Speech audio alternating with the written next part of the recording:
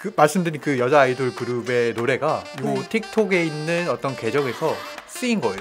아이돌 그룹의 음악이었던 거죠. 어떤 가수의 어떤 음악인가요? 여자 아이돌 그룹으로서 누구나 다 알고 있는 그룹이고 최종적으로 광저우에 을 제기한 겁니다.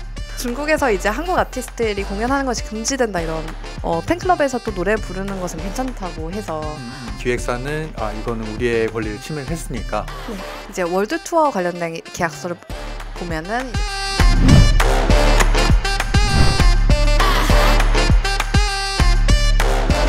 네, 박재영 변호사님과 함께 한국 아이돌 중국 진출할 때 꼭 알아야 할 이것이라는 주제로 2부를 이어가 보도록 하겠습니다. 이번에는 박 변호사님께서 중국에 있었던 따끈따끈한 한국 음악 관련 분쟁 사례를 소개해 주시기로 했는데요. 어떤 사례인가요? 오늘 말씀하신 것처럼 그 한국 기획사가 중국에서 적극적으로 권리를 보호하기 위해서 소송도 제기하고 이렇게 적극적인 조치를 취한 사례에 대해서 말씀드리려고 합니다. 네네. 어떤 가수의 어떤 음악인가요? 이거 말씀드려도 되는지 모르겠는데 네네, 괜찮을 것 같습니다. 네. 이 가수이고요. 이 여자 아이돌 그룹으로서 누구나 다 알고 있는 그룹이고 네. 여름 하면 떠오를 수 있는 그 아이돌 그룹이에요. 아, 네. 여기까지만 말씀드리겠습니다. 네네. 시원시원한 보컬이 있는 그 그룹. 맞습니다. 네네, 아주 그렇죠. 시원하죠. 네. 네. 네. 그래서 어떤 소송이죠? 네. 네. 그거 말씀드리기 앞서서 네. 한번 여쭤볼게요. 요즘에 어떤 음악 많이 들으세요? 저는 주로 제 고객들 음악을 많이 듣습니다. 네. 그러세요. 역시 최상의 고객 서비스를 네네, 제공하고 그럼요. 계시네요. 저도 한번 물어봐 주시겠어요? 네. 어떤 노래 많이 들으세요? 네, 네. 저는 다이나믹 듀오의 음악을 많이 듣는데요. 네. 좀 올드한 취향. 네네. 제 아내랑 비슷한 말씀을 아, 하시네요. 네네. 네, 저는 그래도 그 음악을 좀 많이 듣고요. 네. 근데 중국에서도 한국에서 최신 유행하는 음악들 되게 많이 듣고 있어요. 네. 특히나 그 일부에서 말씀드렸던 그 틱톡 네. 거기에서도 그 한국 음식이 아니라 네네. 배고프시죠? 네. 한국 음악들이 많이 들을 수 있어요. 네. 말씀을 좀 드려볼까요? 네네. 그 말씀드린 그 여자 아이돌 그룹의 노래가 요 네. 틱톡에 있는 어떤 계정에서 쓰인 거예요. 네. 어떻게 쓰였을까요? 침해를 했으니까 청구를 했을 것 같습니다. 네. 맞습니다. 그럼 어떻게 했냐면 요 계정이 그 춤을 가르치고 이런 것도 하고 관련된 어떤 계정이었어요. 네. 그리고 그 계정에서 이제 몇 월 최고 인기 있는 팝댄스 뭐 이런 네. 걸로 해서 이 몇 가지 음악들을 썼는데 그 음악 중에 하나가 이 아이돌 그룹의 음악이었던 거죠. 네. 그래서 이 음악을 이렇게 쓰는 거를 보고 이 기획사는 이거는 우리의 권리를 침해를 했으니까 네. 뭔가 조치를 취했겠죠. 네. 네. 기획사가 직접 중국에서 소송을 한 건가요? 엄밀히 말하면 그건 아니에요. 왜냐하면 그 소속사가 홍콩에 있는 기업에 그리고 홍콩에 있는 법인이 다시 광저우에 있는 회사에 이 소송을 제기할 권리에 대해서 위탁을 해서 최종적으로 광저우에 있는 회사가 소송을 제기한 겁니다. 그러면 중국 내에서 어찌 보면 중국 업체끼리 소송을 한 거네요. 정확합니다. 네. 네. 그래서 어떤 청구를 했나요? 네. 만약에 한국에서 네. 이런 상황이 있었으면은 어떤 청구들을 했었을까요? 일단은 이 회사가 기획사이기 때문에 저작권 침해는 아닐 것 같고요. 아마 아까 설명해 주신 그 녹음 녹화 제작자의 권리 침해에 대해서 이제 손해배상 청구와 이제 침해금지 청구를 했을 것 같습니다. 되게 날카로우시네요. 네, 네. 맞습니다. 이게 말씀드린 그 녹음 녹화 제작자의 권리를 주장을 했었던 거예요. 그 음원에 대해서 이 플랫폼에서 그 계정이 무단으로 사용을 하고 있었기 때문에 여기에 대해서 침해를 금지해라. 네. 그리고 그 침해로 발생한 손해를 배상해라. 이렇게 청구를 한 거죠. 근데 사실 한국에서는 저작권은 물론 이제 저작 인접권을 등록을 잘 하질 않잖아요. 네. 그럼 이런 소송에서 자기의 권리를 어떻게 입증할 수 있나요? 네, 맞습니다. 저도 그 부분이 되게 궁금하더라고요. 그래서 네. 판결문을 한번 봤더니요. 크게 세 가지가 있었어요. 네. 뭐였을까요? 일단 수권서 있을 것 같아요. 이렇게 권리가 이렇게 서브 라이선스가 돼서 네. 중국에서 최종적으로 소송을 제기했으니까 예. 수권서 있을 것 같습니다. 맞습니다. 셔우첸슈라고 하는데 네. 여기에는 그 권리자가 누구고 어떤 권리들이 위탁이 되었고 최종적으로 이 권리를 보호할 권리, 그러니까 소를 제기할 수 있는 권리라던가 이런 것들이 위탁이 됐다라는 점을 증명하는 그 짧은 수권서가 있었고 그거를 증거로 제출한 거죠. 그러면 나머지 두 개의 문서는 어떤 것이었을까요? 하나는 한국에서, 하나는 중국에서 생성된 거였을 텐데 네. 첫 번째 거는 일부에서 말씀을 해주셨던 것 같은데 한국 음악 집중관리단체의 가장 대표적인 게 뭐였죠? 네, 한국음악저작권협회가 있죠. 네. 맞습니다. 콤카라고 네, 하죠. 네. 이 콤카 사이트에서는 검색을 할 수 있잖아요. 네, 그렇죠. 네, 그 여자 아이돌의 그룹의 이름을 검색을 해서 여기에 이제 등록 정보 중에 기획사 이름이 뭔지를 네, 나와 있겠고, 요 캡처 화면을 낸 거죠. 네. 또 하나는 뭘까요? 아무래도 그 화면에 어쨌건 한국어나 영어로 되어 있을 테니까 그걸 네. 또 번역해서 사용을 하다 보면 이게 좀 이렇게 조작되지 않았을까 이런 의심을 할 수 있기 때문에 중국에서 좀 만들어진 증거가 있을 것 같습니다. 되게 정확하게 잘 보셨어요. 이게 어느 나라나 이 자국에서 생성된 증거나 문서에 좀 더 신빙성을 주는 경향이 좀 있을 수 있잖아요. 그렇죠. 중국도 마찬가지로 그런 경향이 중국에서 좀 더 많은 경향이 좀 있는데 두 번째로 제출된 그 증거가 바로 그 일부에서도 말씀드린 자주 쓰이는 그 QQ 뮤직이라는 앱에서 네. 요 노래를 검색을 해서 그 노래의 등록 정보에 있는 그 음반사의 명칭을 이 나와 있는 화면을 캡처를 해서 냈습니다. 그래서 소송 결과는 어떻게 되었나요?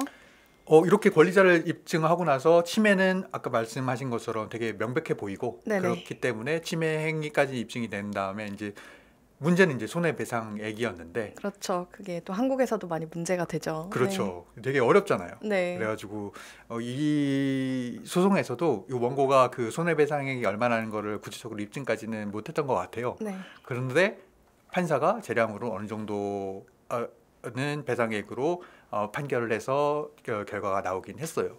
네, 그 구체적인 금액을 혹시 알 수 있을까요? 네. 알고 싶으신가요? 네, 그럼요. 왜냐면 한국에서는 네. 그 금액이 너무 낮게 인정되잖아요. 네. 그래서 정작 이제 침해를 당하시더라도 권리자분들이 행사하는 거를 되게 두려워하세요. 소송 제기하는 걸. 네, 네. 오히려 변호사 비용이 더 나올 것 같다 이런 말씀도 많이 하시는데 네. 중국은 어떤지 좀 궁금합니다. 네. 중국도 사실 이 소송에서만 보더라도 사실 그렇게 높지는 않았었어요. 네. 매 침해 건당 한 600 위안 네. 정도를 배상하라라고 판결이 났거든요. 네. 그래서 배상액 자체가 그렇게 뭐 높지는 않은데 네. 그렇지만 이 소송의 의미가 사실 배상액에만 있는 건 아니거든요. 그렇죠. 다른 게 네. 뭐가 있었을까요? 아무래도 이렇게 권리를 적극적으로 행사하다 보면은 이제 침해자들이 좀 위축되는 경향이 있잖아요. 그런 맞습니다. 것들을 좀 노렸을 것 같습니다. 네. 네, 되게 정확하신데 이렇게 사소한 침해라도 그걸 네. 그냥 계속 두면은 이 침해자들이 계속 불어나거든요. 근데 이렇게 사소한 침해라도 소송을 적극적으로 제기를 해서 그 게시물을 내리고 이렇게 하면은 잠재적인 침해자들이 좀 줄어들 수 있는 그런 효과가 있을 수 있는 거죠. 네. 그런 점이 좀 많은 효과가 있었다라고 생각이 듭니다. 네. 이게 좀 한국에 있는 권리자분들에게 많은 귀감이 되는 사례인 것 같은데요.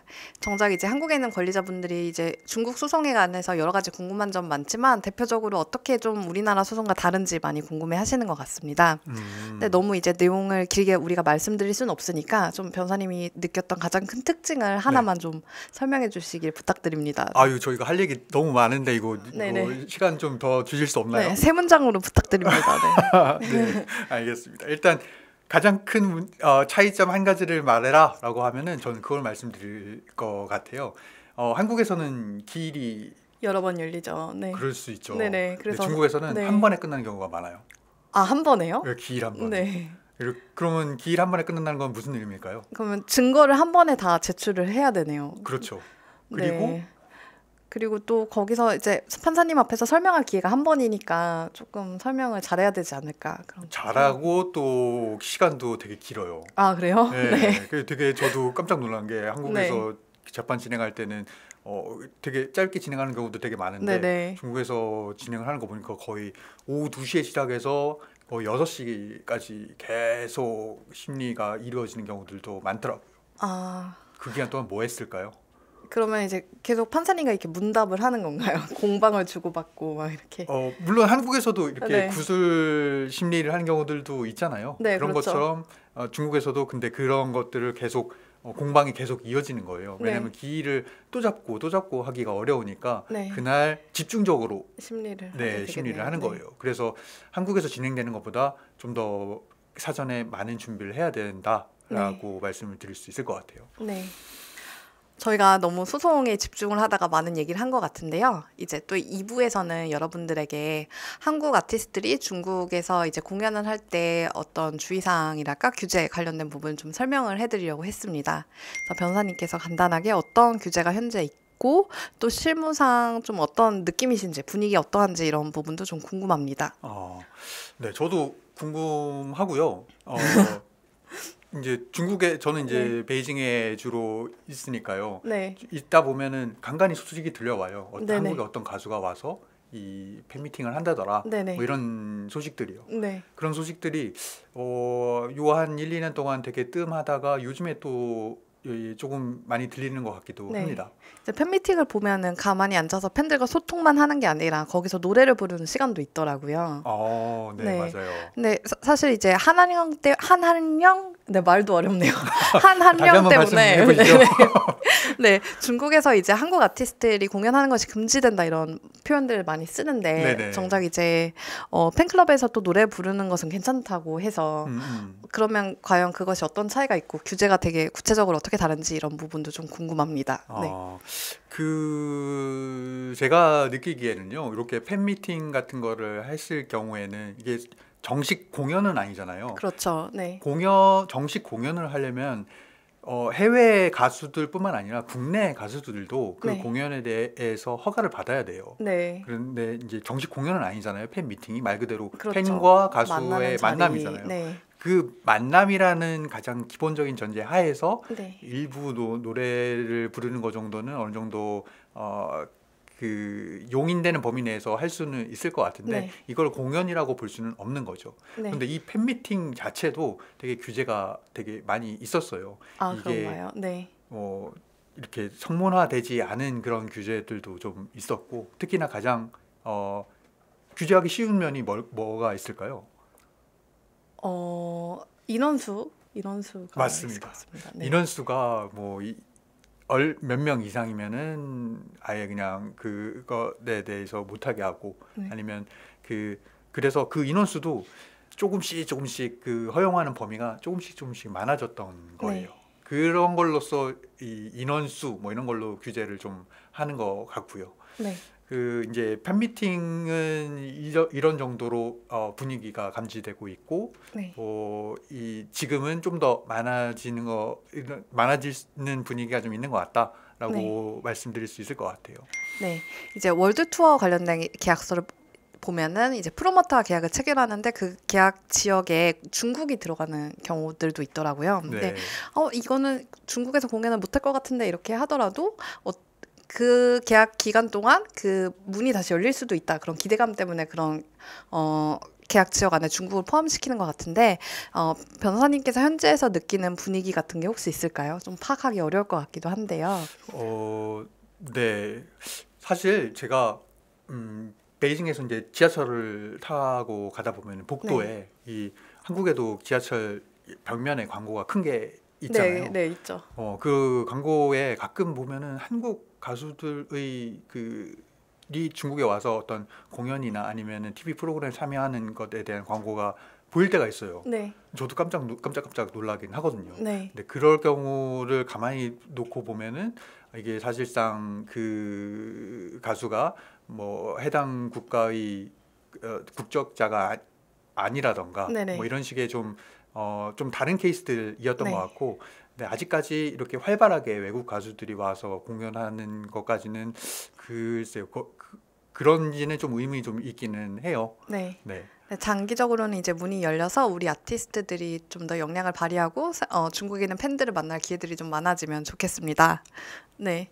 마지막으로 오늘 이렇게 수고해주신 박재영 변호사님의 자기 어필 시간을 가지면서 끝내도록 해보겠습니다. 네.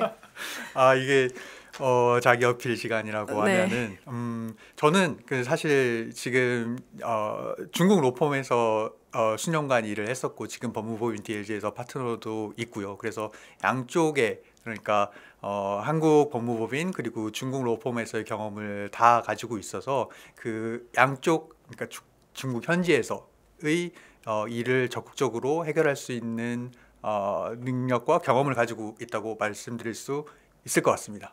네, 그리고 또 제가 같이 일을 해보니까 느낀 게 이게 고객분들이 하는 말씀을 끊지 않고 정말 끝까지 다 들어주시고 또 고객분들이 가끔 이거 내일까지 해주세요 막 이러는데 계약서가 막 10장 넘어가고 이런 것도 항상 거절하지 않으시고 웃는 얼굴로 최선을 다해주시는 모습이 저는 좀 인상 많이 깊었습니다. 네. 제가 그랬던가요? 네네. 앞으로도 네 저희 채널 많이 사랑해 주시고요. 또 다음에 또 박재영 변호사님 모셔보도록 하겠습니다. 저 이 채널 제가 첫 번째 게스트인가요? 네 그렇습니다. 네, 오늘 꼭 출연하고 싶다고 하셔가지고 네. 첫 번째 게스트로 불렀습니다. 이 채널이 되게 인기가 많이 올라가기를 바라겠습니다. 네, 다음에도 도장 찍기 전에 많이 시청해 주세요. 여러분 감사합니다. 안녕.